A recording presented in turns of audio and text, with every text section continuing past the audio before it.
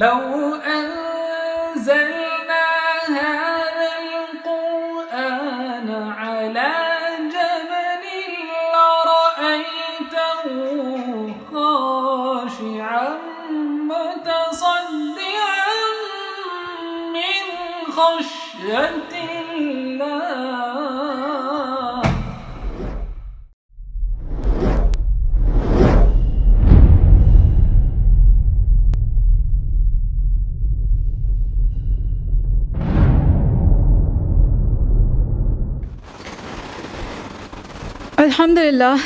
الحمدللہ رب العالمین والصلاة والسلام علی رسولہ الکریم وعلی آلہ واصحابہ اجمعین، اما بعد.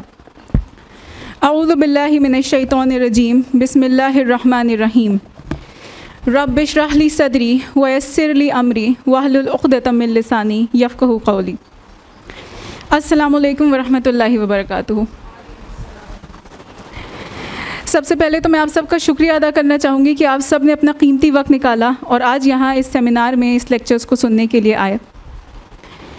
آج کے لیکچر کا جو میرا موضوع ہے یعنی اینزائٹی اور ڈپریشن کا اسلامی علاج، یہ کوئی تھیوریٹیکل بات نہیں ہے صرف، بلکہ یہ ہماری روزمرہ کی زندگی کا ایک زندہ اور حقیقی جد و جہد ہے. یہ بات ہے ان ایموشنل سٹرگلز کی جن سے ہم روز لڑتے ہیں، روز جوجھتے ہیں، روز پریشان ہوتے ہیں، لیکن اکثر ہم انہیں سمجھ نہیں پاتے. اور سب سے اہم بات یہ کہ ان سب کا حل ہمیشہ سے ہمارے پاس موجود تھا، لیکن نہ ہی ہم نے اس کی گہرائی کو سمجھا اور نہ ہی اس کی اصل اہمیت کو پہچان پائے. یہاں تک کہ آج ہم اس حد تک غفلت کا شکار ہو چکے ہیں کہ ہمیں اس بات کا احساس تک نہیں رہا کہ ان مشکلات کی جڑیں کمزور کرنے کا نسخہ ہمیشہ سے ہماری نظروں کے ٹھیک سامنے تھا. اب اس سے پہلے کہ میں اس بات کو آگے بڑھاؤں، میں چاہتی ہوں کہ آپ سب ایک سیکنڈ کے لیے رک کر آج کے ماحول کے بارے میں سوچیں، آج کے دور کے بارے میں سوچیں. آج زندگی کس رفتار سے دوڑ رہی ہے، ڈسٹریکشنز کس قدر بڑھ چکے ہیں، کمپیریزن ہر جگہ شامل ہو چکا ہے، اور امیدیں چاہے وہ کسی بھی عمر کے کسی بھی انسان سے ہو آسمان چھو رہی ہیں. کہنے کو ہماری زندگی ماڈرن اور آسان ہو گئی ہے، لیکن ہمارے دماغ سے، ہمارے دلوں سے سکون کوسوں دور ہو چکا ہے. اور اگر ہم عالمی سطح پر دیکھیں اور کچھ سٹیٹس پر نظر ڈالیں تو ورلڈ ہیلتھ آرگنائزیشن یعنی WHO کی سپٹمبر 2025 میں پبلشڈ رپورٹ کے مطابق دنیا بھر میں سالانہ لگ بھگ 100 کروڑ لوگ دماغی اور جذباتی مشکلوں سے جوجھ رہے ہوتے ہیں. اور اسی سال کی پبلشڈ رپورٹ ہم کو یہ بتاتی ہیں کہ اینزائٹی اور ڈپریشن جیسی کیفیت عورتوں میں زیادہ پائی جاتی ہے. اب اگر ہم ان مسئلوں کو آسان زبان میں سمجھیں تو روزمرہ کی زندگی سے جڑی جو ہماری گھبراہٹ، الجھنیں، بے چینیاں، چڑچڑاہٹ، غصہ بہت زیادہ آنا یا ڈل اور لو موڈ جیسی کیفیت ہوتی ہے، اس کو ہم عام زبان میں اینزائٹی یا پھر ڈپریشن کے ابتدائی اثرات کہتے ہیں. اور آج میں انشاءاللہ انہی مسئلوں کے بنیادی وجوہات اور دین میں بتائے گئے ان کے حل پر روشنی ڈالوں گی. اب ایک اہم سوال جو پیدا ہوتا ہے وہ یہ ہے کہ کیا یہ صرف اور صرف ہمارے ایمان کی کمی ہے یا پھر صرف سائیکالوجی سے ریلیٹڈ مسئلہ. اب جب ہم ان مسائل کو سمجھنے کی کوشش کرتے ہیں تو ہم دو ایکسٹریم پوائنٹس کی طرف جاتے ہیں. ایک طرف یہ سوچ ہوتی ہے کہ ہر ایموشنل سٹرگل، ہر بے چینی کی وجہ ایمان کی کمی ہوتا ہے، کہ اگر انسان جوجھ رہا ہے تو بس اس کا ایمان کمزور ہے، جبکہ یہ بات ہمیشہ درست نہیں ہوتی. ہر جذباتی یا ذہنی مسئلہ صرف ایمان کی کمزوری کی وجہ سے نہیں ہوتا، بلکہ اس کے مختلف اسباب ہوتے ہیں. جب ہم ان کو سمجھتے ہیں تو ہم کو یہ پتہ چلتا ہے کہ ان مسئلوں کے بنیادی 4 وجوہات ہوتی ہیں. پہلی بائیولوجیکل وجہ، جس کا تعلق ہمارے جسم سے ہوتا ہے، ہماری جینز، ہمارے ہارمونز، ہمارے دماغ کا نظام اور سٹرکچر. اگر اس میں کچھ ڈس بیلنس ہوتا ہے تو ہمارا دماغی توازن بگڑ جاتا ہے. دوسری سائیکولوجیکل وجہ، جس کا تعلق ہماری سوچ، ہماری شخصیت، گزرے ہوئے تجربات اور زندگی کے حادثات سے ہوتا ہے. تیسری سوشل وجہ جس کا تعلق معاشرے سے ہوتا ہے، یعنی گھر کا ماحول، روزمرہ کی زندگی کا دباؤ، ذمہ داریوں کا بوجھ اور مشکل حالات۔ اور چوتھی روحانی یا پھر ایمانی وجہ، جب انسان کا اللہ سبحانہ و تعالیٰ سے تعلق کمزور ہو جاتا ہے اور وہ ان اعمال سے دور ہو جاتا ہے جو اللہ نے اس کے لیے مقرر کیے ہیں، تو پھر یہ روحانی وجہ، یہ روحانی خلا صرف ایک کمی نہیں رہتی، بلکہ باقی تمام مسائل کو اور زیادہ بڑھا دیتی ہے اور گہرا کر دیتی ہے۔ اور دوسری طرف جو دوسرا ایکسٹریم پوائنٹ ہم دیکھتے ہیں وہ ہے کہ ہر ذہنی مسئلے کو ہم صرف سائیکولوجیکل ایشو سمجھتے ہیں اور دین کو بالکل سائڈ کر دیتے ہیں، جبکہ حقیقت یہ ہے کہ اللہ سبحانہ و تعالیٰ سے تعلق کمزور ہونا انسان کو اندر سے کھوکھلا کر دیتا ہے اور اسے ایموشنلی تھکا ہوا اور بے چین بھی کر دیتا ہے۔ اللہ سبحانہ و تعالیٰ خود فرماتے ہیں سورہ رعد سورہ نمبر 13 آیت نمبر 28 میں، الا بذکر اللہ تطمئن القلوب، سن لو اللہ کے ذکر سے ہی دلوں کو اطمینان ہے۔ اور اگر کوئی مسئلہ صرف ہماری سوچ یا ہماری عادتوں کی وجہ سے پیدا ہو رہا ہے اور اس کے پیچھے کوئی بھی بایولوجیکل، نیچرل یا ٹرومیٹک وجہ نہیں ہے، تو انشاءاللہ اس پر کافی حد تک قابو پایا جا سکتا ہے۔ اور اگر ہم ان مسئلوں کو ان کی بنیادی سطح پر سمجھ کر ٹھیک کر لیں تو وہ انشاءاللہ پیچیدہ ہونے سے بچ سکتے ہیں۔ اب سوال یہ پیدا ہوتا ہے کہ ہم آخر پہچانے کیسے کہ کون سا مسئلہ ہمارے ایمان کی وجہ سے ہے اور کون سا ذہن کی وجہ سے یا صرف سائیکولوجیکل ہے۔ تو دیکھیں، اگر دقت صرف ہمارے روحانی پہلو تک محدود ہے، یعنی اللہ سبحانہ و تعالیٰ سے تعلق کمزور لگ رہا ہے، نماز میں وہ خشوع اور خضوع نہیں ہے، دعاؤں میں وہ کنیکشن نہیں محسوس ہو رہا، باقی عبادات کرنے میں، قرآن پڑھنے میں، تلاوت کرنے میں ہمیں کاہلی آ رہی ہے، من نہیں کر رہا ہے، موٹیویٹڈ نہیں فیل کر رہے ہیں، لیکن باقی زندگی ہماری اچھی چل رہی ہے، لوگوں سے ملنا جلنا نارمل ہے، ہماری نیند اور بھوک پہ اثر نہیں ہے، آنا جانا ہمارا صحیح ہے، باقی زندگی کے سارے کام اچھے سے ہو رہے ہیں، کوئی لو موڈ، کوئی لو انرجی باقی کسی چیز میں نہیں آ رہی ہے، تو یہ زیادہ تر ہمارا روحانی مسئلہ ہے۔ لیکن اگر دقت صرف ہمارے روحانی پہلو تک محدود نہیں ہے بلکہ ہماری پوری زندگی کو اثر کر رہی ہے، جیسے ہماری نیند اور بھوک یا تو بہت زیادہ ہو گئی ہے یا تو بہت کم ہو گئی ہے، انرجی ختم ہو گئی ہے، روزمرہ کے چھوٹے چھوٹے کام کرنا ہم کو پہاڑ جیسا معلوم ہو رہا ہے، نہ لوگوں سے ملنے کی ہمت ہے، نہ طاقت ہے، نہ چھوٹی کوئی چیز کرنے کا من کرتا ہے، ہر وقت چڑچڑاہٹ رہتی ہے، دماغ میں خیالات دوڑتے رہتے ہیں، اور ہمارا ان چیزوں میں بھی، ان کاموں میں بھی دل نہیں لگتا جن کو ہم عام طور پر انجوائے کرتے ہیں۔ ہماری ہابیز، کسی کو کتاب پڑھنے کا شوق ہوتا ہے، کسی کو پینٹنگ کا شوق ہوتا ہے، کسی کو کوئی دوسرا شوق ہوتا ہے۔ اگر تو ایسا ہو رہا ہے تو یہ سائیکولوجیکل مسئلہ ہو سکتا ہے اور اس میں مدد لینے میں کوئی حرج نہیں ہے۔ تھیراپی لینا ایک جائز اور ضروری قدم ہو سکتا ہے، اور اسلام نے شروع سے ہی انسان کی ذہنی اور جذباتی پہلو کو سمجھا ہے۔ اسی لیے یہ بہت اہم ہے کہ ہمیں ایسے سائیکالوجسٹ ملیں جو ہمارے دین کو سمجھتے ہوں اور اس کے نظریے سے ہماری رہنمائی کر سکیں، ہمیں تھیراپی دے سکیں۔ اور یہ آج کے ٹائم کی بہت بڑی ضرورت ہے کہ پریکٹسنگ مسلمان عورتیں اس فیلڈ میں آگے آئیں تاکہ مسلمان عورتوں کے مسائل کو بہتر طریقے سے سمجھا جا سکے اور انہیں حل کیا جا سکے۔ اب جب ہم اس پوری تصویر کو دیکھتے ہیں تو یہ بات بھی سمجھ میں آتی ہے کہ یہ مسائل اکثر صرف ایک پہلو تک محدود نہیں رہتے، بلکہ ذہنی اور روحانی دونوں اسباب مل کر کام کرتے ہیں اور پھر یہ ایک دوسرے کو اور بڑھا دیتے ہیں۔ اس لیے ضروری ہے کہ ان مسائل کو سمجھنے میں ہم بیلنس رکھیں، نہ ہر چیز کو صرف ایمان پہ ڈال دیں اور نہ ہی دین کو بالکل سائڈ کر دیں۔ اب جب ہم ان روزمرہ کے جذباتی چیلنجز کی بات کرتے ہیں تو سب سے پہلے اور سب سے اہم دقت جو ہم میں سے زیادہ تر لوگ فیس کرتے ہیں، جس سے جوجھ رہے ہیں، وہ ہے غصہ اور اس پہ قابو نہ پا پانا۔ اور دیکھیے، بات یہ ہے کہ غصہ اپنے آپ میں کوئی مسئلہ نہیں ہوتا، اصل مسئلہ ہوتا ہے ہمارا غصے پہ قابو نہ ہونا۔ دیکھیے زیادہ تر کیا ہوتا ہے، کوئی چھوٹی سی بات ہوتی ہے، گھر میں شوہر سے کسی سے کوئی بحث ہو گئی، بچوں نے نافرمانی کر دی، رشتہ داروں نے کوئی طنز کر دیا, ورک پلیس پر کسی کلیگ نے کوئی بات کر دی, اور ہم فوراً ریئیکٹ کرتے ہیں اور پھر بعد میں سوچتے ہیں کہ ہمیں ایسا نہیں کرنا چاہیے تھا. تو مسئلہ یہاں پہ ہمارا غصے کو محسوس کرنا نہیں ہے, بلکہ اس پہ قابو نہ پا پانا ہے اور فوراً ریئیکٹ کر دینا ہے. دین ہمیں یہ کہتا بھی نہیں ہے کہ ہم اپنے غصے کو پوری طرح ختم کر دیں, کیونکہ ظاہر بات ہے یہ چیز ممکن ہی نہیں ہے. یہ ایک نارمل عام سا جذباتی احساس ہے, بلکہ ہم کو دین سکھاتا ہے کہ ہم اپنے غصے کو کیسے قابو کرنا ہے.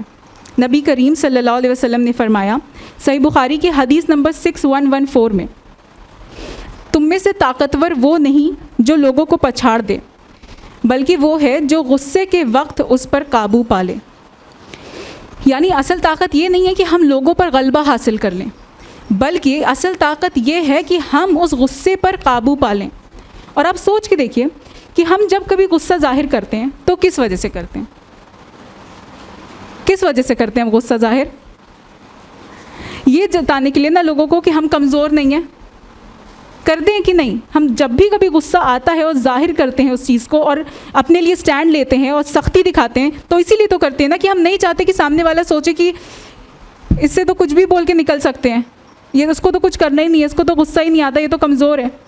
لیکن نبی کریم صلی اللہ علیہ وسلم نے یہ بات ایک دم واضح کر دی کہ طاقت اس میں ہے ہی نہیں, وہ لوگوں پر غلبہ حاصل کرنے میں طاقت ہے ہی نہیں. اور اگر ہم سوچیں بھی تو جتنا زیادہ غصہ ہم کو آ رہا ہے اس وقت اس کو ظاہر کر دینے میں, لڑائی جھگڑا کر لینے میں, مار پیٹ کر لینے میں, زبان تیز کر لینے میں, رویہ سخت کر لینے میں, اس سے بہت زیادہ طاقت اور انرجی اور ہمت کی ضرورت ہوتی ہے اس پہ قابو پانے میں. غصے پہ قابو پانا آسان بات نہیں ہے, یہ کمزور لوگ کر ہی نہیں سکتے ہیں.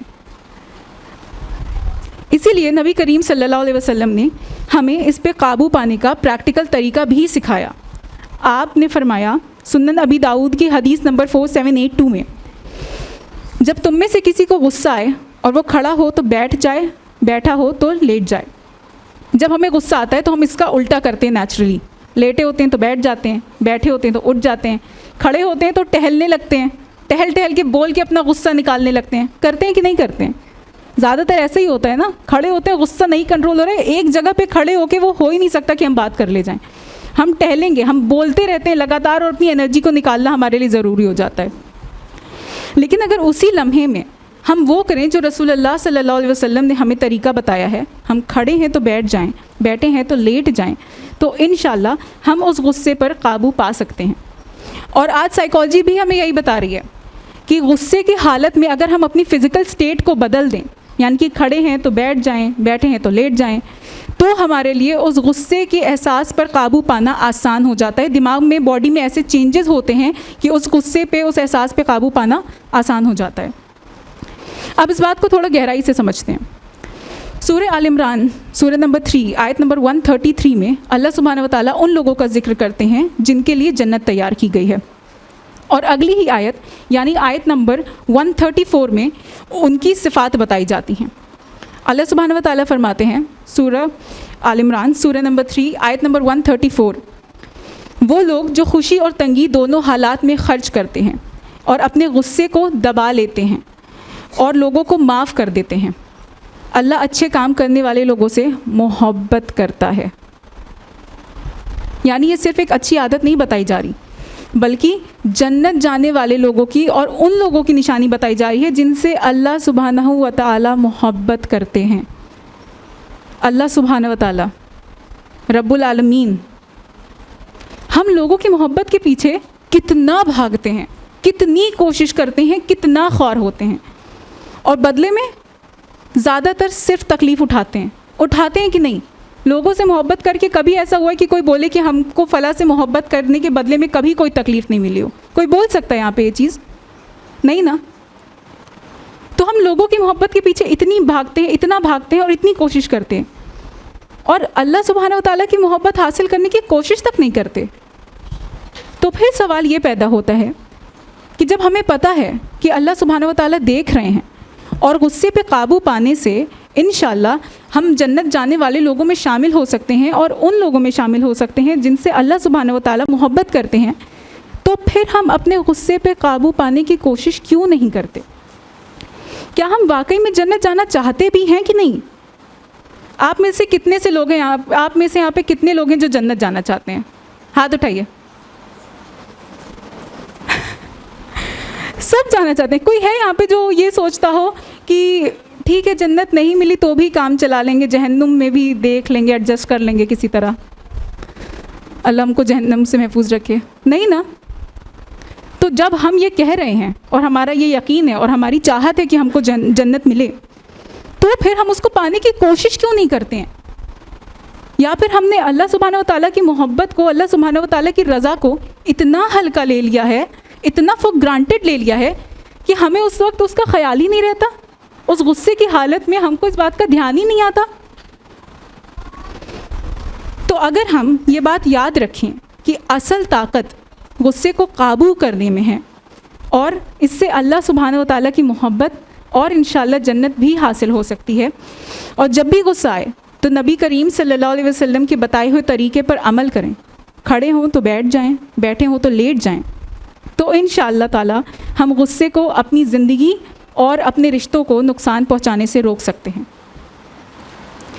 اب آگے بڑھتے ہوئے اگلا بہت کامن مسئلہ جو ہم لوگوں میں بہت عام ہو چکا ہے وہ ہے ڈس سیٹسفیکشن, بے اطمینانی اور کمپیریزن. ہمارے ساتھ دقت یہ ہے کہ ہم اپنی زندگی کو کبھی سیدھا دیکھتے ہی نہیں ہیں, بلکہ ہمیشہ ان لوگوں کے کمپیریزن میں, ان لوگوں کے مقابلے میں دیکھتے ہیں جن کو ہمارے حساب سے زیادہ ملا ہے. زیادہ حسن, زیادہ بڑا گھر, زیادہ پیسہ, زیادہ دنیا کی کامیابی. اور اس چکر میں ہم ان نعمتوں کی طرف اندھے ہو جاتے ہیں جو اللہ سبحانہ و تعالیٰ نے ہمیں دی ہیں. جبکہ اللہ سبحانہ و تعالیٰ فرماتے ہیں سورہ ابراہیم سورہ نمبر 14 آیت نمبر 34 میں, اگر تم اللہ کی نعمتوں کا شکر اور شمار کرنا, اگر تم اللہ کی نعمتوں کا شمار کرنا چاہو تو پوری طرح نہ کر سکو گے. یعنی مسئلہ یہ نہیں ہے کہ ہمارے پاس کم ہے, بلکہ مسئلہ یہ ہے کہ ہم اپنی نعمتوں کو ڈائریکٹلی دیکھ ہی نہیں رہے ہوتے ہیں. کیونکہ اگر ہم اپنی زندگی پر غور کریں اور نوٹ کرنے لگیں کہ ہمیں کیا کیا ملا ہے تو وہ لسٹ ختم نہیں ہوگی. آپ اس چیز کو خود پریکٹیکلی کر کے دیکھیے گا. کبھی خاموش سے کسی جگہ پر بیٹھیے ایک پین اور پیپر لے کر کے اور نوٹ کرنے لگیے ان چیزوں کو جو اللہ سبحانہ و تعالیٰ نے بچپن سے لے کر کے آج تک آپ کو دی ہیں, اور آپ دیکھیں گے کہ وہ لسٹ ختم ہونے کا نام نہیں لے گی, یقین مانیے. تو جب ہم یہ بات جانتے ہیں, جب یہ بات ہے اسٹیبلشڈ کہ ہم کو اللہ نے بے حساب دیا ہے, جبکہ ہم نے اس کو ڈیزرو کرنے کے لیے کچھ بھی نہیں کیا, کیا ہم میں سے کوئی یہ کہہ سکتا ہے کہ ہم کو جو جسم ملا ہے, جو یہاں پہ آنے کی طاقت اور قوت ملی, جو ہم نے آج کھانا کھایا, جو بدن پہ ہمارے کپڑے ہیں, جو ہمارے سروں پہ چھت ہے, ہم نے کچھ کیا اس کو حاصل کرنے کے لیے؟ ہم کو تو بس بائی ڈیفالٹ وہ مل گئی نا اللہ سبحانہ و تعالیٰ کی محبت اور رحمت سے. مسئلہ ہمارا یہ ہے کہ ہماری نظر ہمیشہ اوپر لگی ہوتی ہے. اسی لیے نبی کریم صلی اللہ علیہ وسلم نے ہمیں اس سے سیدھا اس کا حل بھی سکھا دیا ہے. آپ نے فرمایا صحیح مسلم کی حدیث نمبر 2963 میں, اپنے سے نیچے والوں کو دیکھو اور ان کو مت دیکھو جو تم سے اوپر ہیں. اور اللہ سبحانہ و تعالیٰ بھی فرماتے ہیں قرآن میں سورہ نساء سورہ نمبر 4 آیت نمبر 32 میں, ان چیزوں کی تمنا نہ کرو جس میں اللہ نے تم میں سے بعض کو بعض پر فضیلت دی ہے, کیونکہ دنیا میں اگر ایسے لوگ ہیں جن کے مقابلے میں ہمیں کم ملا ہے تو یقین مانیے دنیا میں ایسے بھی بے حساب بے شمار لوگ ہیں جن کے مقابلے میں ہمیں بے انتہا ملا ہے. جن چیزوں پر ہم ناشکری کرتے ہیں, نہ جانے ایسے دنیا میں کتنے زیادہ لوگ ہیں جن کا وہ خواب ہے. چھوٹا گھر, لوگ سڑک پہ سوتے ہیں, مہنگے اور ڈیزائنر کپڑے نہ ہونا, لوگوں کے پاس جسم ڈھکنے کے کپڑے نہیں ہوتے. چھوٹی موٹی جسمانی بیماری, یقین مانیے دنیا میں ایسی بیماریاں ہیں کہ سن لیں تو رونگٹے کھڑے ہو جائیں. مثال کے طور پہ ایک دماغی بیماری ہوتی ہے جس کا نام ہوتا ہے کوٹارڈ سنڈروم. اس میں جو انسان اس بیماری سے جوجھ رہا ہوتا ہے وہ یہ بات, اس کا دماغ اس کو اس بات پہ پوری طریقے سے کنونس کر دیتا ہے, یقین دلا دیتا ہے کہ وہ مر چکا ہے, کہ وہ مردہ ہے, وہ زندہ نہیں ہے. وہ اپنے آپ کو زندہ مانتا نہیں ہے, اور وہ اس وجہ سے کھانا کھانا چھوڑ دیتا ہے, پانی پینا چھوڑ دیتا ہے, اپنی جسم کی ہائیجین صاف صفائی کا خیال رکھنا چھوڑ دیتا ہے, دوائیں لینا چھوڑ دیتا ہے.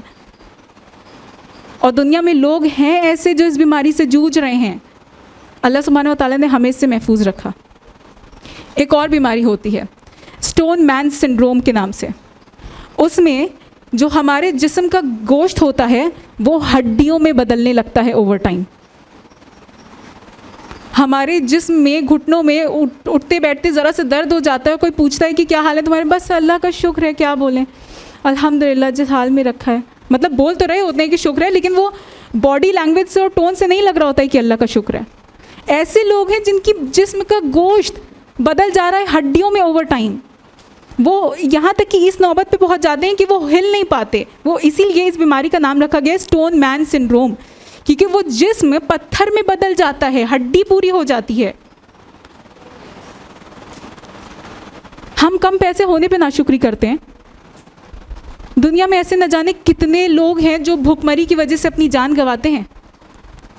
کنسرن ورلڈ وائڈ کی 2024-25 میں پبلش رپورٹ کے مطابق ہر سال تقریباً 90 لاکھ لوگ 90 لاکھ بھوک کی وجہ سے اپنی جان گنوا دیتے ہیں.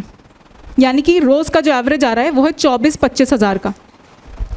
اور بایولوجیکلی اسپیکنگ انسان کی بھوک سے موت نہیں ہوتی اگر اس کے پاس 1 مہینے تک پانی ہے. تو صاف پانی اگر پینے کا اس کو مل رہا ہے تو وہ 1 مہینے تک زندہ رہ سکتا ہے. اور اگر انسان کے پاس کھانا اور پانی دونوں نہیں ہے لیکن 1 ہفتے تک, تو پھر اس کی بھوک سے جان جاتی ہے.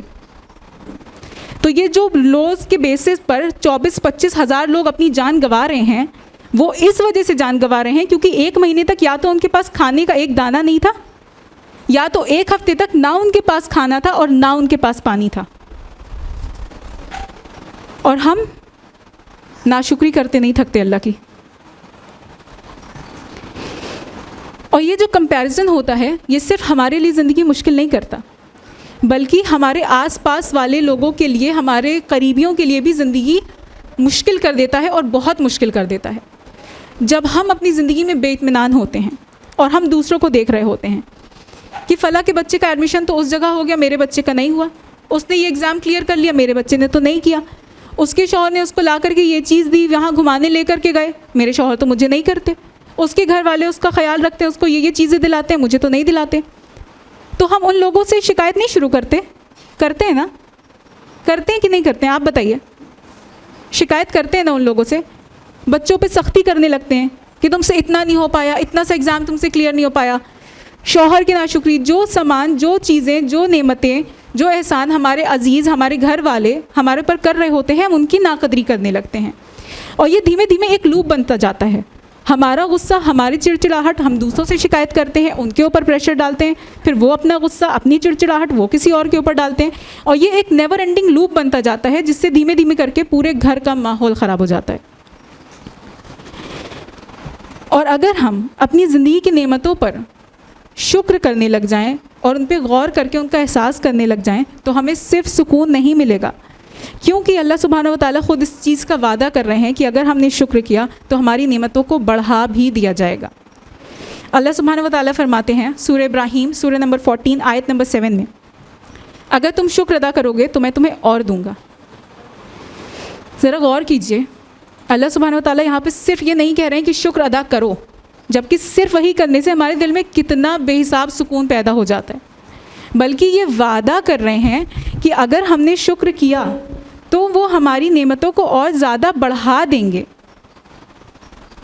اگر آپ کسی ایسے انسان کو دیکھیں جس کے پاس آپ سے زیادہ ہے تو نیچرلی دل میں کمی کا احساس پیدا ہوتا ہے, لیکن اگر آپ اس کو دیکھیں جس کے پاس آپ سے بھی کم ہے تو وہ چیزیں جو آپ کو کم لگ رہی تھیں, جن چیزوں پہ آپ کے دل میں ناشکری کا احساس پیدا ہو رہا تھا, وہی چیزیں آپ کو نعمت لگنے لگیں گی.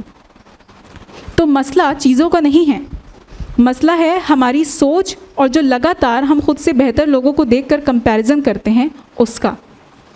اور یہ کمپیریزن ہی ہے جو انسان کو اندر سے تھکا دیتا ہے, بے چین کر دیتا ہے, اور انسان سے اللہ کی دی ہوئی نعمتوں کی ناشکری تک کروا دیتا ہے. اسی وجہ سے ہم ہر وقت سٹریس میں رہتے ہیں, کیسے اور زیادہ پیسہ کما لیں, اور بڑا گھر بنوا لیں, یہ چیز حاصل کر لیں, وہ چیز حاصل کر لیں, اور دھیرے دھیرے ہم اسی دلدل میں پھنستے جاتے ہیں, یہاں تک کہ ذہنی اور جذباتی مسائل کا جو ہے نشانہ بھی بن جاتے ہیں. تو اگر ہم صرف اپنے سے نیچے والوں کو دیکھ کر اللہ کی نعمتوں کو پہچاننے لگیں اور ان کا شکر ادا کرنے لگیں تو دھیرے دھیرے یہ ڈسسیٹسفیکشن انشاءاللہ کم ہونے لگے گا اور ہمارے دلوں میں سکون پیدا ہو جائے گا۔ اب اگلا بہت اہم مسئلہ یا دقت جس سے ہم جوجھتے ہیں وہ ہے جیلسی اور انوی، یعنی جلن اور حسد۔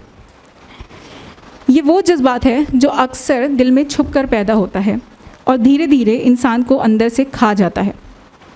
کسی کے پاس کوئی نعمت دیکھی اور دل میں ہلکی سی چبھن ہوئی، یہ اس کے پاس کیوں ہے اور یہ میرے پاس کیوں نہیں، یہ اس کو کیسے مل گیا اور یہ مجھے کیسے نہیں ملا۔ یہیں سے حسد کی یا جلن کی شروعات ہوتی ہے۔ اس احساس کا بنیادی سبب ہوتا ہے انسیکیورٹی، یعنی ہمارا اپنی خوبیوں، اپنی نعمتوں کے اوپر کانفیڈنٹ اور سیکیور نہ فیل کرنا۔ تبھی ہم اپنی کمی کو دوسروں کی نعمتوں سے جوڑ دیتے ہیں اور دوسروں کی خوشیاں اور دوسروں کی کامیابی ہمیں اپنی ناکامیابی محسوس ہونے لگتی ہے اور اپنی تکلیف اور اپنی کمی محسوس ہونے لگتی ہے۔ اور اگر ہم اپنی چیزوں کو لے کر کے کانفیڈنٹ اور سیکیور رہیں تو جلن اور حسد جیسے احساس دل میں پیدا ہی نہیں ہوں گے۔ اور انسیکیور ہم کب ہوتے ہیں؟ کب ہوتے ہیں ہم انسیکیور؟ جب ہم اپنے سے بہتر لوگوں کو دیکھ رہے ہوتے ہیں کہ فلاں کے پاس تو یہ ہے، میرے پاس تو یہ نہیں، جیسا کہ ہم نے ابھی ڈسسیٹسفیکشن کے حوالے سے سمجھا۔ دین اس مسئلے کو بہت سنجیدگی سے لیتا ہے، اسی لیے نبی کریم صلی اللہ علیہ وسلم نے ہمیں اس سے سیدھا روکا بھی ہے۔ ابو ہریرہ رضی اللہ عنہ سے روایت ہے کہ نبی کریم صلی اللہ علیہ وسلم نے فرمایا، سنن ابی داؤد کی حدیث نمبر 4903 میں، حسد سے بچو کیونکہ حسد نیکیوں کو اس طرح کھا جاتا ہے جیسے آگ لکڑی کو۔ یعنی یہ صرف ایک جذبہ نہیں بتایا جا رہا ہے، بلکہ یہ ایک ایسی چیز ہے جو آپ کی ساری محنت، ساری عبادت، ساری کوششوں کو جلا کر کے راکھ کر کے ختم کر سکتی ہے۔ اب سوچئے، جن نعمتوں پر ہم جل رہے ہوتے ہیں یا دل میں تکلیف رکھ رہے ہوتے ہیں یا دوسروں کو دیکھ کر کے پریشان ہو رہے ہوتے ہیں، وہ ہمیں مل تو رہی نہیں ہے، بلکہ جو ہماری اتنی محنت سے جو تھوڑی بہت نیکیاں ہم کما لیتے ہیں، جو تھوڑی بہت عبادت کر لی، جو نفل عبادت کر لی، صدقہ زکوٰۃ ذرا سا کر دیا، وہ بھی ہمارے ہاتھ سے جا رہی ہیں، وہ بھی ضائع ہو رہی ہیں۔ تو اس میں نقصان کس کا ہو رہا ہے؟ ہمارا نقصان ہو رہا ہے نا، ہم گھاٹے میں جا رہے ہیں۔ اور صرف اتنا ہی نہیں، یہ حسد انسان کو اندر سے اتنا بے چین کر دیتی ہے جس کی کوئی حد نہیں ہے۔ ہر وقت انسان کمپیریزن میں رہتا ہے، ہر وقت انسان انسیکیور رہتا ہے، انڈر کانفیڈنٹ رہتا ہے، یہاں تک کہ انسان خود اپنی زندگی سے بھی خوش نہیں رہ پاتا۔ مسئلہ یہ ہے کہ ہم سمجھتے ہی نہیں کہ نعمتیں اللہ سبحانہ و تعالیٰ تقسیم کرتے ہیں اور ہر انسان کو جو اس کے لیے بہتر ہے وہی دیا جاتا ہے۔ اسی لیے دین ہمیں سکھاتا ہے کہ ہم قدر پر، یعنی اللہ سبحانہ و تعالیٰ کے فیصلوں پر ایمان لائیں۔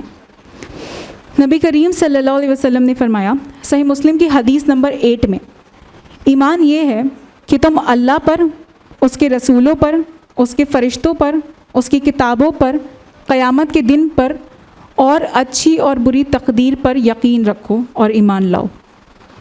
یعنی جو کچھ جس کو ملا ہے وہ اللہ سبحانہ و تعالیٰ کی مرضی سے ملا ہے، اور جو کچھ ہمیں ملا ہے وہ بھی اللہ سبحانہ و تعالیٰ کی مرضی سے ملا ہے۔ اللہ سبحانہ و تعالیٰ کی بات ہو رہی ہے، یہاں پہ رک کے ایک سیکنڈ اس بات کو سوچیں۔ وہ ذات جو سب کچھ جانتی ہے، جو ہر چیز کو دیکھ رہی ہے، جو سب سے زیادہ انصاف کرنے والی ہے اور جو دلوں کے حال تک سے واقف ہے، تو پھر کیا یہ ممکن ہے کہ اس نے کسی کو کچھ غلط دے دیا ہو یا ہمارے ساتھ کسی طرح کی ناانصافی کر دی ہو یا کوتاہی کر دی ہو؟ یہ ممکن ہے یہ بات؟ یا پھر مسئلہ یہ ہے کہ ہم اس کی تقسیم کو سمجھ نہیں پا رہے اور قبول نہیں کر پا رہے ہیں۔ کبھی کبھی جس چیز کو ہم کمی سمجھ رہے ہوتے ہیں وہ ہمارے لیے حفاظت ہوتی ہے، اور جو دوسرے کے پاس دیکھ کر ہم بے چین ہو رہے ہوتے ہیں، شاید اگر وہ ہمیں مل جائے تو وہ ہمارے لیے بہت بڑی آزمائش بن جائے۔ کیا پتہ اگر ہمیں زیادہ حسن مل جائے تو ہم غرور کرنے لگ جائیں اور اللہ سبحانہ و تعالیٰ کی نعمتوں کی نافرمانی کرنے لگ جائیں، اللہ سبحانہ و تعالیٰ کی نافرمانی کر جائیں۔ اگر ہمارے پاس زیادہ پیسہ آ جائے تو کیا پتہ ہمارے اندر بہت زیادہ اطراحت آ جائے اور ہم دوسروں کو حقیر جاننے لگ جائیں اور ہم کنجوس ہو جائیں اور ہماری آخرت بگڑ جائے۔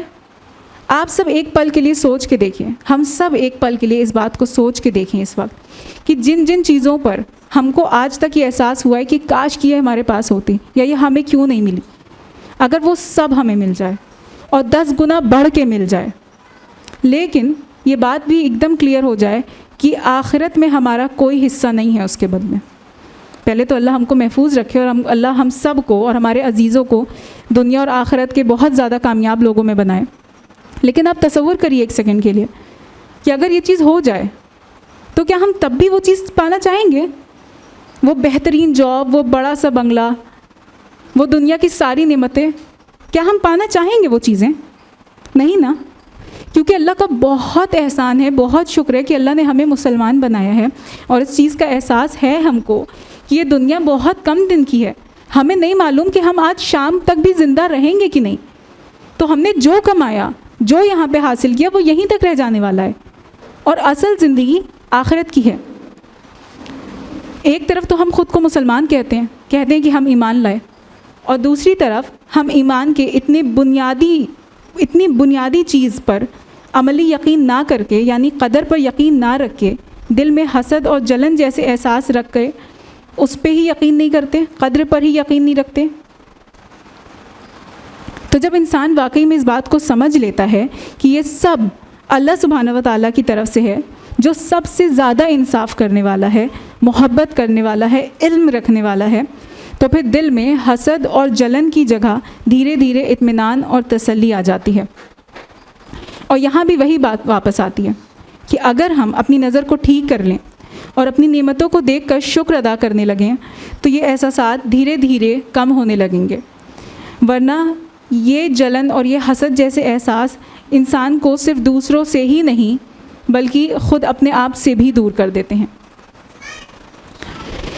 اب اگلا مسئلہ جو بہت عام ہے ہماری سوسائٹی میں آج، وہ ہے اوور تھنکنگ.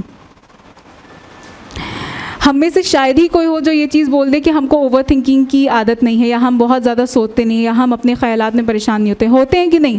اوور تھنکنگ زیادہ تر سب لوگوں کا مسئلہ ہوتی ہے. ہر انسان بولتا ہے کہ ہمارا دماغ تو رک ہی نہیں پاتا، اتنی کوشش کرتے ہیں کہ نہ سوچے لیکن کر ہی نہیں پاتے. اس کے دیکھیے اوور تھنکنگ کے 2 بنیادی سبب ہوتے ہیں. پہلا یہ کہ انسان کو یہ احساس نہیں ہوتا کہ اس کے اصل کنٹرول میں کچھ ہے ہی نہیں، اور دوسرا یہ کہ جس ذات کے کنٹرول میں ہے سب کچھ اس پہ یقین نہیں ہوتا. یہ بات کہنے میں بہت کڑوی لگے گی، اور اگر ہم سے پوچھا جائے تو ہم بولیں گے نہیں ہمیں تو اللہ سبحانہ و تعالیٰ پہ پورا بھروسہ ہے. اللہ پہ بھروسہ نہیں کریں گے تو کس پہ کریں گے؟ لیکن جب ہم اوور تھنکنگ کر رہے ہوتے ہیں تو اس کی یہی 2 وجوہات ہوتی ہیں. اب دیکھیے اس بات کو ایک سمپل مثال سے سمجھیے. مان لیجیے کہ گھر میں آپ کے کوئی فنکشن ہے اور کسی رشتہ دار کو یہ ذمہ داری دی گئی ہے کہ سب کچھ بہت اچھے سے مینج کرنا ہے اور مہمانوں کا خیال رکھنا ہے اور یہ دیکھنا ہے کہ کوئی خالی پیٹ نہ جائے، سب کھانا کھا کے جائیں، سب اچھے سے ہو. تو 2 ہی وجہ ہو سکتی ہیں کہ آپ پھر بھی اپنا کام، اپنی ذمہ داری چھوڑ کے بار بار جا کے چیزیں چیک کر رہے ہیں اور یہ دیکھ رہے ہیں کہ سب کچھ اچھے سے مینج ہو رہا ہے کہ نہیں، مہمانوں کا خیال رکھا جا رہا ہے کہ نہیں. ایک تو یہ کہ آپ کو یہ بات معلوم ہی نہیں ہے، آپ کو یہ بتایا ہی نہیں کسی نے کہ اچھا یہ ذمہ داری آپ کی نہیں ہے، یہ ذمہ داری فلاں شخص کو دے دی گئی ہے تو آپ کو وہ نہیں دیکھنا ہے. اور دوسرا یہ کہ جس شخص کو یہ ذمہ داری دی گئی ہے آپ کو اس پہ بھروسہ نہیں ہے. آپ کو لگ رہا ہے کہ اگر اس انسان کے بھروسے چھوڑ دیا گیا تو کچھ نہ کچھ کہیں نہ کہیں گڑبڑ اونچ نیچ ضرور ہوگی. ہوگا کہ نہیں؟ کوئی تیسری وجہ ہو سکتی ہے اس بات کی؟ نہیں نا. تو اب اسی چیز کو آپ اوور تھنکنگ کے حوالے سے اپلائی کر کے سوچئے. یا تو ہمیں یہ احساس نہیں ہوتا کہ ہماری زندگی کا کوئی بھی پہلو ہمارے کنٹرول میں ہے ہی نہیں، نہ رزق، نہ فیوچر، نہ لوگ، نہ سچویشنز، نہ کون ہماری زندگی میں ہے، نہ کون ہماری زندگی سے جا رہا ہے، کچھ بھی نہیں. اور یا تو پھر ہمیں اللہ سبحانہ و تعالیٰ کی ذات پر وہ بھروسہ، وہ یقین نہیں ہوتا جتنا ہونا چاہیے. اور یہ خود سوچئے کہ کیا یہ اللہ سبحانہ و تعالیٰ کے بارے میں غلط گمان نہیں ہے؟ ہم یہ سوچ رہے ہوتے ہیں کہ اگر ہم نے چیزوں پہ کنٹرول چھوڑ دیا تو چیزیں بگڑ جائیں گی. اور چیزیں کس کے کنٹرول میں ہیں؟ رب العالمین، اس جہان کا مالک اور خالق، جو اس دنیا کے پورے نظام کو اتنی پرفیکٹ طریقے سے چلا رہا ہے کہ اگر 1 سیکنڈ کے لیے بھی کچھ چھوڑ دے تو پوری دنیا تہس نہس ہو جائے, پوری دنیا کا نظام رک جائے. جس طریقے سے جس مائکرو لیول پر پلاننگ ہو رہی ہے اور ایگزیکیوشن اور مینجمنٹ ہو رہا ہے, وہ آپ کا اور ہمارا دماغ سمجھ ہی نہیں سکتا. انسانی دماغ کو وہ طاقت ہے ہی نہیں. اگر ہم کوئی ایک بھی چیز پہ غور کرنے لگے نا, کہ اگر میں یہاں پہ کھڑی ہو کے آپ لوگوں سے بات کر رہی ہوں تو میرے دماغ کا کون کون سا حصہ اس چیز میں انوالو ہے, میرے جسم کا کون کون سا حصہ اس چیز میں انوالو ہے, اور کتنی پرفیکٹلی ہر ایک سیکنڈ پہ وہ اپنا وہ کام کر رہا ہے جو اس کی ذمہ داری ہے, جو اللہ سبحانہ و تعالیٰ مینیج کر رہے ہیں, تو ہمارا دماغ پروسیس نہیں کر پائے گا. اللہ سبحانہ و تعالیٰ یہاں پہ بیٹھے ہوئے لوگوں کو بھی جان رہے ہیں, اس محفل کو بھی جان رہے ہیں, فلسطین میں جو حال ہے اللہ پاک وہ بھی جان رہے ہیں, امریکہ میں بیٹھے ہوئے لوگ جو باتیں کر رہے ہیں, جو پلاننگ کر رہے ہیں, اللہ سبحانہ و تعالیٰ وہ بھی جان رہے ہیں. سمندر کے اندر جو مچھلیاں ہیں, کون کہاں پیدا ہو رہا ہے, کس کی کہاں موت ہو رہی ہے, کس کو کتنا رزق مل رہا ہے, اللہ سبحانہ و تعالیٰ وہ بھی جان رہے ہیں. یونیورس میں جو بلیک ہولز ہیں, جو اپنے اندر کون سے پلانٹ کو سمیٹ رہے ہیں, کہاں پہ کون سا ستارہ پیدا ہو رہا ہے, اللہ سبحانہ و تعالیٰ وہ بھی جان رہے ہیں. آپ کے اور ہمارے دلوں میں اس ٹائم پہ یہ بات سننے کے علاوہ جو باتیں ہمارے دماغ میں چل رہی ہیں, جو خوشی ہمارے دل میں ہے, جو غم ہمارے دل میں ہے, جس چیز کی گھبراہٹ اور انزائٹی اور ٹینشن ہماری زندگی میں ہے, جو ہماری زندگی کے مشکل حالات ہیں, وہ سب اللہ سبحانہ و تعالیٰ جان رہے ہیں. اور اس طریقے سے جیسے اس چیز کے علاوہ کچھ اور ہے ہی نہیں. یہ وہ ذات ہے جس کے چیزیں ہم جس کے حوالے ہم اپنی زندگی کی چیزیں کرنے پر مطمئن نہیں ہو رہے ہیں. یہ وہ ذات ہے. ہمارا اور آپ کا, ہم انسانوں کا یہ حال ہے کہ اگر ہم سے دو لوگ ایک ساتھ بات کرتے ہیں تو ہم کہتے ہیں رک جاؤ, ایک ایک کر کے بولو, نہیں سمجھ میں آ رہا. بولتے ہیں کہ نہیں؟ آپ پلیز مجھے بتائیے کہ یہاں پہ واقعی میں کوئی ایسا انسان ہے جو یہ بول دے کہ نہیں, ہمارے ساتھ دو لوگ ساتھ میں بیٹھ کے بات کرتے ہیں, ہم دونوں کی بات کو سنتے ہیں اور سمجھتے ہیں اور پروسیس بھی کر لیتے ہیں. کوئی ہے ایسا؟ نہیں نا. اللہ سبحانہ و تعالیٰ سے اربوں لوگ, کھربوں لوگ ایک ٹائم بیٹھ کے دعائیں کر رہے ہیں, معافی مانگ رہے ہیں, بات کر رہے ہیں. اس کے علاوہ جو اور چیزیں ہو رہی ہیں جس کی لسٹ کبھی ختم نہیں ہوگی, وہ سب اللہ سبحانہ و تعالیٰ دیکھ رہے ہیں, مینیج کر رہے ہیں پرفیکٹلی کہ کوئی ایک کمی, ایک کوتاہی, ایک چیز نہیں نکال سکتا. نکالنا دور کی بات ہے, اگر ہو جائے تو وہ انسان بچے گا نہیں وہ کمی بتانے کے لیے. یہ حال ہے. تو پھر سوال یہ ہے کہ جس ذات کا نظام اتنا پرفیکٹ ہے, جس کے فیصلے اتنے حکمت والے ہیں, تو ہم اس پہ بھروسہ کیوں نہیں کرتے؟ یا پھر ہم خود ہی سب کچھ کنٹرول کرنے کی کوشش کرتے رہیں گے اور خود کو تھکاتے رہیں گے اور ہلاکان کرتے رہیں گے.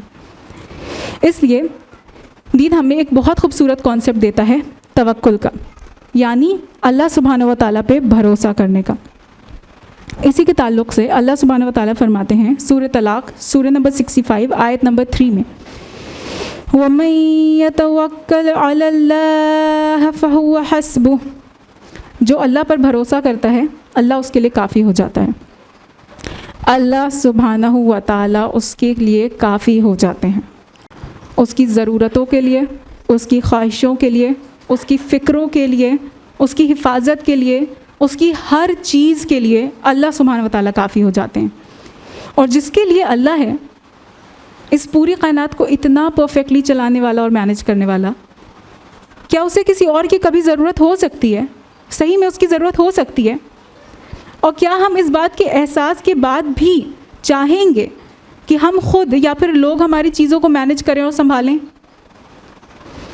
سورہ آل عمران سورہ نمبر 3 آیت نمبر 159 میں اللہ سبحانہ و تعالیٰ فرماتے ہیں, ان اللہ یحب المتوکلین, بے شک اللہ ان لوگوں سے محبت کرتا ہے جو اس پر بھروسہ کرتے ہیں. یعنی توکل سے جو ہم کو سکون ملے گا وہ تو ہے ہی, لیکن اللہ سبحانہ و تعالیٰ کی محبت بھی حاصل ہوگی. کیا کوئی ہے یہاں پہ جو نہیں چاہتا کہ اللہ سبحانہ و تعالیٰ اس سے محبت کریں؟ ہے کوئی؟ ہم سب چاہتے ہیں نا کہ اللہ سبحانہ و تعالیٰ ہم سے محبت کرے, چاہتے ہیں کہ نہیں؟ تو ہم سوچ کے دیکھیے اس چیز کے بارے میں کہ ہم دنیا کی محبت کے پیچھے کچھ خود کو کتنا زیادہ خوار کرتے ہیں, کتنی کوشش کرتے ہیں, اپنی مرضی چھوڑ دیتے ہیں, اپنی باؤنڈریز کو توڑ دیتے ہیں, اور پھر بھی اگر وہ محبت ہمیں حاصل ہو بھی جاتی ہے تو بھی وہ کتنی امپرفیکٹ ہوتی ہے. کبھی ناراضگیاں, کبھی دوریاں, کبھی غلط فہمیاں, کہ اس محبت میں ہم کو سکون کم اور امتحان زیادہ ملتے ہیں،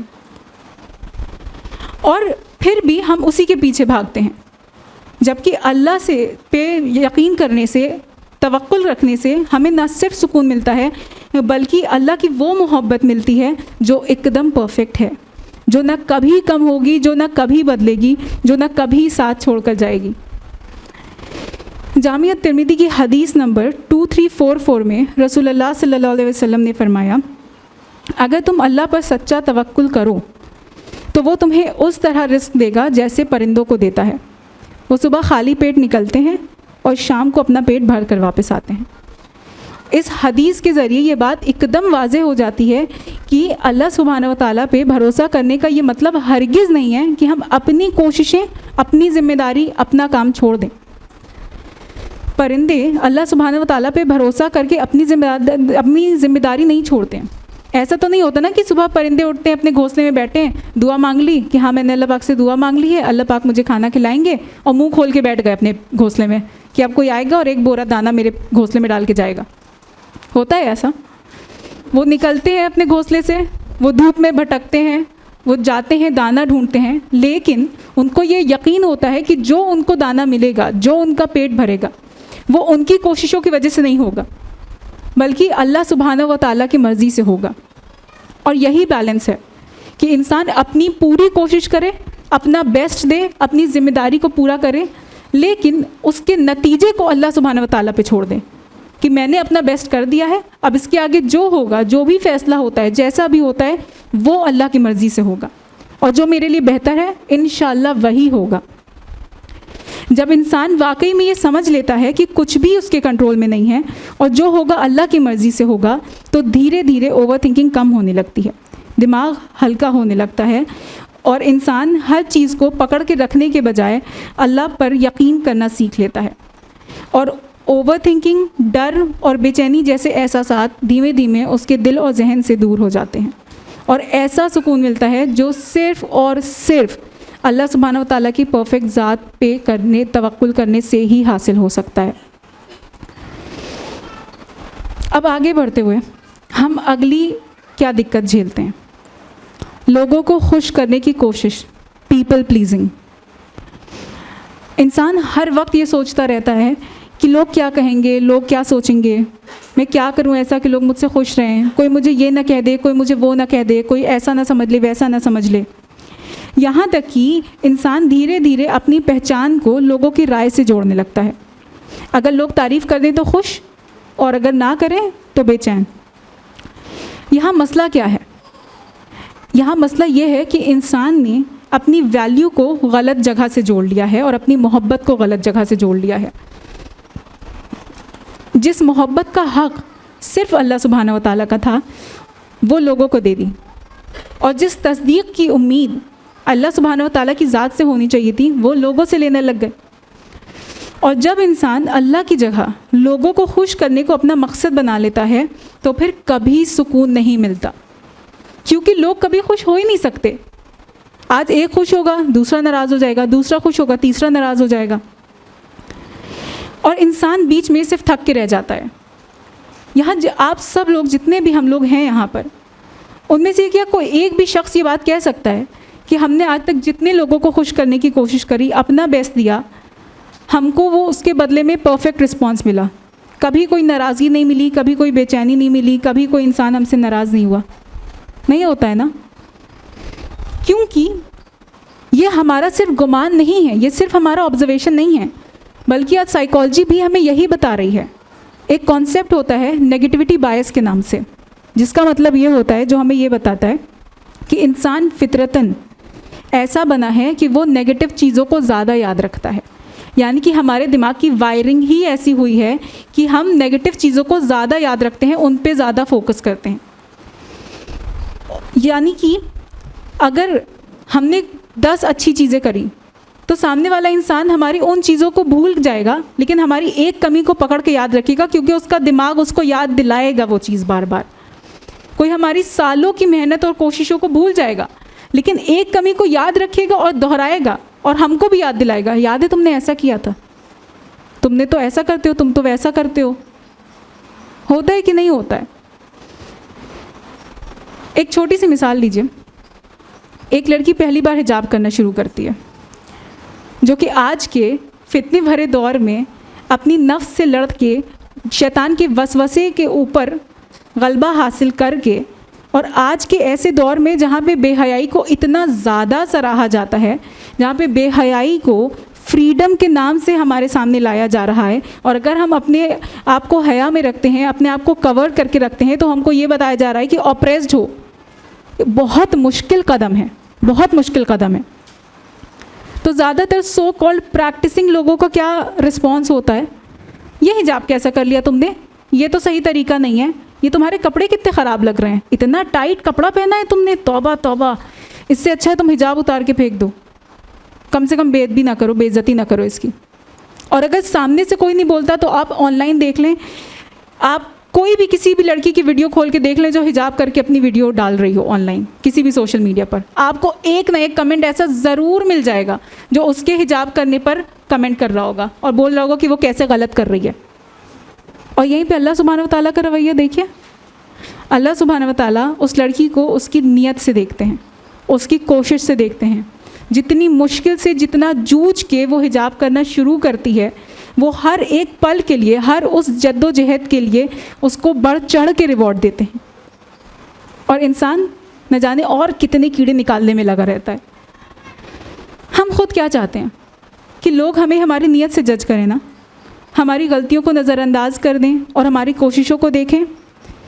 لیکن ہمیں انسان ہمیشہ ہمارے ساتھ اس کا الٹا کرتے ہیں. ٹھیک، اور اللہ سبحانہ و تعالیٰ صرف ہماری نیت کو اور ہماری کوششوں کو دیکھتے ہیں اور اس کا بڑھ چڑھ کے اجر دیتے ہیں. اور پھر بھی ہم انہی لوگوں کی رضا کے پیچھے بھاگتے ہیں اور اس اللہ سے دور ہو جاتے ہیں جو ہمیں اتنا زیادہ سمجھتا ہے، ہم سے اتنی زیادہ محبت کرتا ہے، ہمیں قبول کرتا ہے اور ہماری چھوٹی سے چھوٹی کوشش پر بھی ہمیں بہترین بدلہ دیتا ہے. جامعہ ترمذی کی حدیث نمبر 2414 میں ام المومنین عائشہ رضی اللہ عنہا سے روایت ہے کہ معاویہ رضی اللہ عنہ نے ان سے نصیحت مانگی، تو انہوں نے لکھا کہ میں نے رسول اللہ صلی اللہ علیہ وسلم کو یہ فرماتے ہوئے سنا، جو اللہ کی رضا تلاش کرے لوگوں کی ناراضی کے باوجود، تو اللہ اس کے لیے لوگوں سے کافی ہو جاتا ہے، اور جو لوگوں کی خوشی تلاش کرے اللہ کی ناراضی کے بدلے، اللہ اسے لوگوں کے حوالے کر دیتا ہے. یہ نتیجہ ہوتا ہے جب ہم لوگوں کے پیچھے بھاگتے ہیں اللہ کو ناراض کر کے. ایک لمحے اگر ہم رک کر اس حدیث کے بارے میں سوچیں تو یہ بہت سکون دینے والی مگر ساتھ ہی ساتھ بہت ڈرانے والی بھی ہے کہ اگر ہم نے اللہ کو راضی کر لیا تو لوگوں کی فکر کرنے کی ضرورت نہیں، لیکن اگر ہم نے اللہ کو چھوڑ کر لوگوں کی رضا کے پیچھے ہم بھاگے تو پھر ہم کو انہی لوگوں کے حوالے کر دیا جاتا ہے، اور پھر نہ ہمیں اللہ ملتا ہے اور نہ ہی کبھی سکون. کیا ہم واقعی میں چاہتے ہیں اس دنیا کے لوگوں کے حوالے ہونا؟ وہ لوگ جو ہماری ایک چھوٹی سی غلطی پر ہم سے ساری زندگی تعلق ختم کرنے میں ایک پل نہیں لگاتے، جو ہمیں کبھی نہیں سمجھتے، جن کے لیے ہم چاہے کتنا کچھ کیوں نہ کر لیں، ان کا دھیان ہمیشہ ہماری کمیوں پر، ہماری غلطیوں پر، ہماری کوتاہیوں پر ہوتا ہے، جو ہمیں نہ جانے کتنی زیادہ تکلیف پہنچاتے ہیں. اللہ سبحانہ و تعالیٰ کے بدلے وہ اللہ جس کا خود ایک نام ہے الشکور، سب سے زیادہ قدر کرنے والا، وہ اللہ جو ہمارے اعمال کو ہماری نیت سے تولتا ہے، جو ہمارے مسکرانے پر ہمارے لیے صدقے کا ثواب لکھتا ہے، جو ہر پل ہمارے بے حساب گناہوں کے بجائے، غلطیوں کو دیکھنے کے بجائے، کوتاہیوں کے باوجود، اور یہاں تک کہ جب ہم وہ گناہ کر رہے ہوتے ہیں وہ ہم کو تب بھی دیکھ رہا ہوتا ہے، وہ ہمارے ہر گناہ کا باریک سے باریک ڈیٹیل بھی جانتا ہے، اور وہ یہ تک جانتا ہے کہ جب ہم وہ گناہ کر رہے تھے، جب ہم وہ گناہ میں انوالو تھے، اس گناہ میں، اس وقت جو اللہ سبحانہ و تعالیٰ نے ہم کو ریمائنڈر دیا تھا، جب ہم گناہ کرتے ہیں تو ایک دل میں ایک آواز آتی ہے نا کہ یہ مت کرو، یہ غلط ہے، رک جاؤ، روک لو اپنے آپ کو. وہ ریمائنڈر اللہ سبحانہ و تعالیٰ کی طرف سے ہوتا ہے. اللہ پاک یہ بھی جانتے ہیں کہ ہم نے اس کو یہ ریمائنڈر بھیجا اور اس کے باوجود اس نے اپنی نفس کو چوز کیا، اس کے باوجود اس نے وہ کام کیا جس کے لیے ہم نے اس کو روکا ہے. اور یہ سب جاننے کے باوجود بھی اللہ سبحانہ و تعالیٰ ہم پہ بے شمار نعمتیں لٹاتا رہتا ہے، ہم سے اپنا دانہ پانی نہیں روک لیتا، ہمارا گھر نہیں چھین لیتا، ہم کو فوراً سزا دینا تو دور کی بات ہے، اپنی نعمتیں لگاتار دیتا رہتا ہے۔ کیا ہم واقعی میں یہ سودا کرنا چاہتے ہیں؟ کیا ہم واقعی میں چاہتے ہیں کہ ان لوگوں کے حوالے کر دیا جائے ہم کو، جن سے اللہ نے ہمارے گناہوں کا پردہ کیا ہوا ہے؟ اور اگر جو گناہ اللہ سبحانہ و تعالیٰ جانتا ہے ہمارے، اگر اس کا 10% یا 5% بھی لوگوں کو معلوم ہو جائے تو ہم سب یہ بات بہت بہتر طریقے سے جانتے ہیں کہ لوگ ہماری طرف پلٹ کے دیکھنا پسند نہیں کریں گے۔ ہمارا خود دل ان لوگوں سے ہٹ جائے گا اگر اللہ سبحانہ و تعالیٰ سامنے والے کے راز ہمارے سامنے ظاہر کر دیں، ان کے گناہ ظاہر کر دیں۔ ہم یہ سودا کرنا چاہتے ہیں واقعی میں؟ اصل عزت، اصل سکون، اصل خوشی لوگوں کے پاس نہیں ہے اور نہ کبھی مل سکتی ہے، وہ صرف اور صرف اللہ کے پاس ہے۔ جب انسان یہ سمجھ لیتا ہے تو پھر وہ اپنی پہچان کو لوگوں کی نظروں سے نہیں بلکہ اللہ کے نزدیک اپنی حیثیت سے جوڑنا شروع کر دیتا ہے، اور یہیں سے انسان آزاد ہوتا ہے۔ اب اس سے جڑا ہوا ایک دوسرا مسئلہ وہ ہے مٹیریلزم کا، یعنی دنیا کا حد سے زیادہ لگاؤ۔ ہمارا مقصد دھیرے دھیرے کر کے صرف اور صرف یہ بنتا جا رہا ہے کہ ہمارے پاس زیادہ پیسہ ہو، زیادہ دنیا کی کامیابی ہو، زیادہ بڑا گھر ہو، دنیا میں زیادہ سے زیادہ حیثیت ہو، اور ہم یہ بھولتے جا رہے ہیں کہ ہمارا اصل مقصد، ہماری اصل زندگی یہ دنیا کی ہے ہی نہیں بلکہ ہماری آخرت ہے۔ اسی تعلق سے اللہ سبحانہ و تعالیٰ فرماتے ہیں سورہ حدید سورہ نمبر 57 آیت نمبر 20 میں، جان لو کہ دنیا کی زندگی صرف کھیل تماشا، زینت، آپس میں فخر اور مال اور اولاد میں زیادہ کی کوشش ہے۔ یعنی جس چیز کے پیچھے ہم پوری زندگی لگا دیتے ہیں اللہ سبحانہ و تعالیٰ اسے ایک کھیل اور تماشے بتا رہے ہیں۔ نبی کریم صلی اللہ علیہ وسلم نے اس حقیقت کو اور واضح کرتے ہوئے فرمایا صحیح مسلم کی حدیث نمبر 2956 میں، دنیا مومن کے لیے قید خانہ ہے اور کافر کے لیے جنت ہے۔ پہلے تو اللہ ہمیں اور ہمارے عزیزوں کو اس طرح کے حالات سے محفوظ رکھے، اور جو لوگ قید میں بے گناہ ہیں اللہ ان کو آزاد کرے۔ لیکن اگر ایک لمحے کے لیے آپ سوچ کے دیکھیے کہ کسی انسان کو قید ہو جائے تو وہ کیا کرے گا، اس کا کیا رویہ ہوگا؟ کیا وہ اپنے جیل کو سجانے میں لگ جائے گا کہ اگر میرے بستر کو اس کے بجائے ایسا اس ڈیزائن کا مل جاتا، یا پھر اگر میرے قید کے کمرے کا رنگ ایسے کے بجائے ایسا ہو جاتا تو مزہ ہی آ جاتا، مجھے میری تو زندگی سیٹ ہو جاتی۔ اور وہ اپنے جیل کو سجانے میں اور خوبصورت کرنے میں اور اپنی جیل کا لیول اپ گریڈ کرنے میں اتنا زیادہ بزی ہو جائے گا کہ وہ اپنے لیے لائر ہائر کرنا بھول جائے گا اور وہاں سے باہر نکلنے کی کوشش کرنا بھول جائے گا۔ کوئی کرے گا ایسا؟ بتائیے آپ لوگ، کوئی کرے گا ایسا؟ نہیں کرے گا نا۔ اور اگر کوئی ایسا مان لیجیے ایک سیکنڈ کو کہ کوئی کر بھی رہا ہے تو سب سوچیں گے کہ اس کا دماغ خراب ہو چکا ہے، یہ ایسے کیوں تیاری کر رہا ہے کہ اس کو یہیں پہ ساری زندگی رہنا ہے، یہاں پہ سیٹل ہونے کی کوشش کیوں کر رہا ہے؟ قید ہی اس کی زندگی تھوڑی ہے، اس کو تو باہر نکلنا ہے۔ تو پھر جب ہم کو یہ بات معلوم ہے، جب ہم کو رسول اللہ صلی اللہ علیہ وسلم نے یہ بات بتا دی کہ مومن کے لیے یہ زندگی، یہ دنیا ایک قید ہے، تو پھر ہم اپنے قید خانے کو سجانے میں اتنا کیوں لگ گئے ہیں کہ ہمیں اس چیز کا احساس نہیں رہ گیا کہ یہ ہماری اصل زندگی ہے ہی نہیں۔ ہم اپنے لائر کو ہائر کرنے کی کوشش کیوں نہیں کر رہے ہیں؟ ہم اس قید سے باہر نکلنے کی کوشش کیوں نہیں کر رہے ہیں؟ اس قید کے باہر کی جو ہماری زندگی ہے ہم اس پہ فوکس کیوں نہیں کر رہے ہیں؟ جب انسان اپنی اس زندگی کو اپنی اس دنیا کو اپنی زندگی کا مرکز بنا لیتا ہے تو نہ وہ انسان کبھی زندگی میں سکون حاصل کر پاتا ہے اور نہ ہی اپنے اصل مقصد میں کامیاب ہو پاتا ہے۔ لیکن جب انسان یہ سمجھ لیتا ہے کہ یہ اصل زندگی آخرت کی ہے اور اصل رضا اللہ سبحانہ و تعالیٰ کی ہے تو پھر دھیرے دھیرے دنیا کا لگاؤ کم ہونے لگتا ہے اور انسان کا رخ سیدھا ہو جاتا ہے۔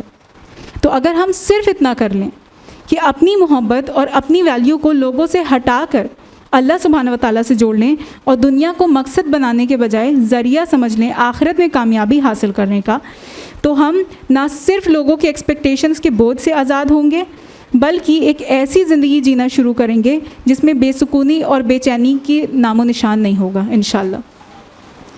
اگر ہم آج کی پوری بات کو سمیٹ کر دیکھیں تو ہمیں یہ معلوم ہوتا ہے یہ سمجھ آتا ہے کہ یہ جتنے بھی جذباتی مسائل ہیں، غصہ، کمپیریزن، حسد، اوور تھنکنگ، لوگوں کو لگاتار خوش کرنے کی کوشش اور دنیا کا حد سے زیادہ لگاؤ، یہ سب الگ الگ نظر تو آتے ہیں لیکن ان کی جڑ ایک ہے، اور وہ ہے اللہ سبحانہ و تعالیٰ سے ہمارا تعلق کمزور ہونا۔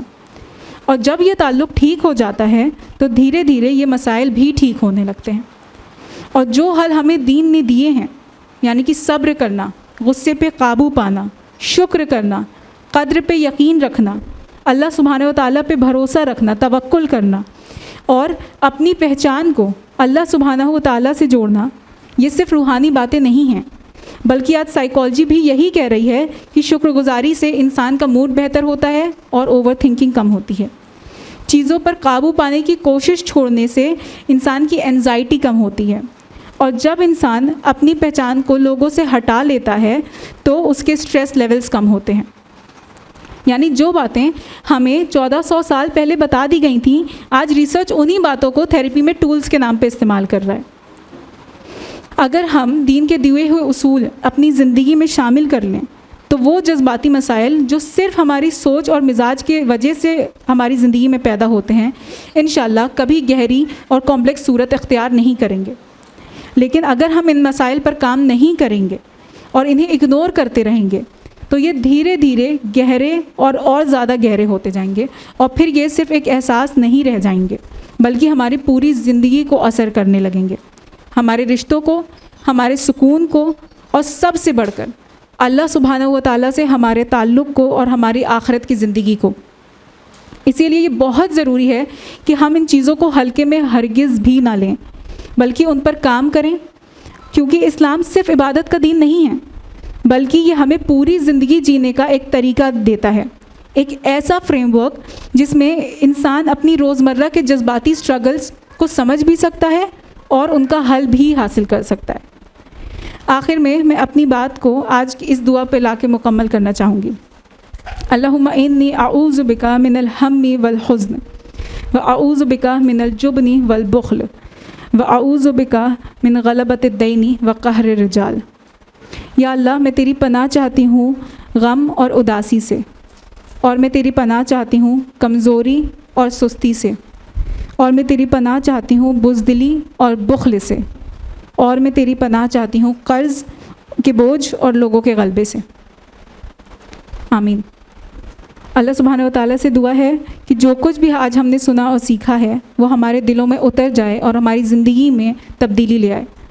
اللہ ہمیں ان سب جذباتی امتحانوں کو بہترین طریقے سے سمجھنے اور ان کو ڈیل کرنے کی توفیق عطا فرمائے۔ آمین۔ وآخر دعوانا ان الحمد للہ رب العالمین۔ السلام علیکم ورحمۃ اللہ وبرکاتہ۔